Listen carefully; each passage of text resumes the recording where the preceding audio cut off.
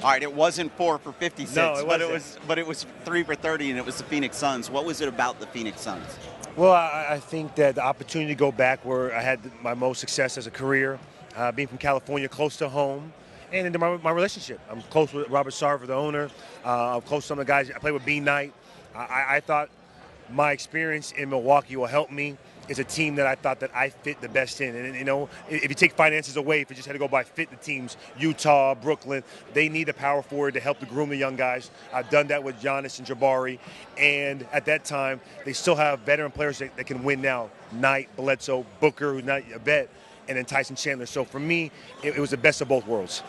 All of your squad is here. You just saw Brandon and Bledsoe. You got Coach here, Yes. Alex, you guys. Why are you guys here at Summer League? Why is it important for the vets to be around these young guys? For one, it's to help. I mean, people don't know. All the good organization does know, having good vets to groom the guys, as you can see, it helps the progress. It speeds up the process. So talking to them at halftime, when they work out in practice, letting them know how to be a pro, don't be discouraged here. This is where you work out the kinks. And for us, kind of shows a unity, a family. Or they've been doing it before I even got here in Phoenix with the off-season of training. Bledsoe's been there all summer. TJ Warren's been there. They even went to San Diego for a mini training camp before even Summer League, the guys. So I'm just, going to be the wily vet now and just helping them out through the process.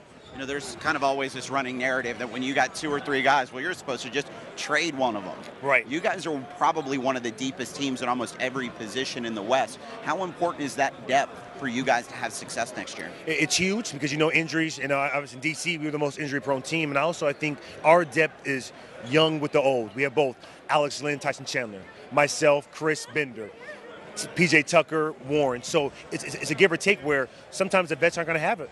When you need a young energy, sometimes the young guys are going to go through some growing pains. Vets are there to calm. So it's a good balance. And for us, if you stay healthy, I really truly believe you can surprise people. You know, Earl Watson is a younger coach, and Right. you've certainly played against him. Yes. What have you got to know about his coaching philosophy? What was it about him as a head coach that was so appealing to you? For one, obviously I haven't been a player under him, but you could tell how genuine and how he believes in himself. And I see that in Jason Kidd in the sense that he knows what he's good at. You could tell he's very highly prepared.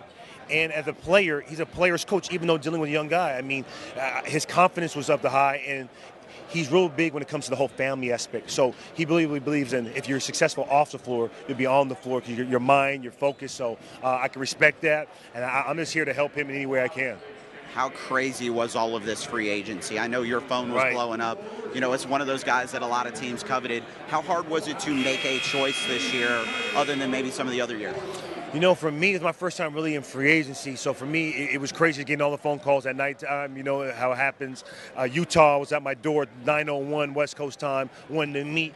And it's like speed dating. Everybody knows about that. You get the table, man, and you got a short period of time because even though there's a lot of money, it can dry up fast. And the deals were going super fast. And once Telelovich got off the board, because there's a pecking order. Usually Ryan Anderson, you keep going down Marvin, and Ryan was taking his sweet time. Marvin was taking his sweet time, and then at that time, I'm waiting for them to set the market. And then after that, once Telelovich went, then I was right after. I was like, all right, there you go. Yes. You seem like you are in a very good place. I know the last couple of years you had Yes. some injuries, but you seem like you're really at peace with kind of your role in all of this and what you're going to do for this Suns team. Well, you got to, in a way, to be able to be in the NBA, you got to find your niche. I found my niche of how it is now going to the small ball lineup. And for me, first time in 2 years, 100% healthy, had my back surgery, and didn't miss one game. So came back healthy, man, and I'm ready to go.